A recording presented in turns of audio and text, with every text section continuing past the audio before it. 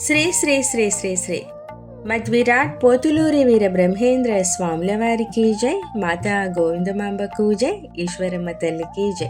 అందరికీ నమస్తే అండి. నా పేరు బొండాడ హైమావతి ఫ్రమ్ పాలకొండ. జయజలాయనకు సంబంధించిన కాళికాంబ సప్తశతిలో 37 పద్యాలు వరకు తెలుసుకున్నాం కదా. ఈరోజు 38వ పద్యం, దీని తాలూకా వివరణ తెలుసుకుందామా. కనగలేరు జనులు కరణాల వ్రాతను, పాలమందు దాత వ్రాత రీతి, వ్రాతగన్నవాడు వైకుంఠవాసియో, కాళికాంబ హంస కాళికాంబ. పూర్వ కాలాల్లో అగ్రిమెంట్, ఇల్లు స్థలాల పేపర్లు పత్రాలు రాసేవారిని కరణాలంటారు.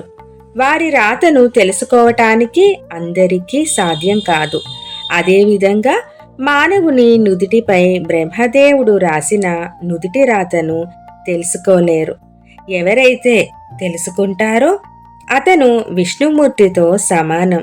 తలరాతను తెలుసుకునే అతను విష్ణువు. ఎందుకంటే బ్రహ్మ సృష్టికర్త విష్ణువు స్థిరకారుడు. జీవనం ఏ విధంగా ఉండాలి అని నిర్ణయించి నడిపించేవాడు విష్ణువు. బ్రహ్మరాతను తెలుసుకున్నవారు అంటే తన తలరాతను తాను రాసుకోగలిగిన వారు జ్ఞానులు. వారికి తలరాతలు గీతలు ఏమీ ఉండవు. జై గురుదేవా.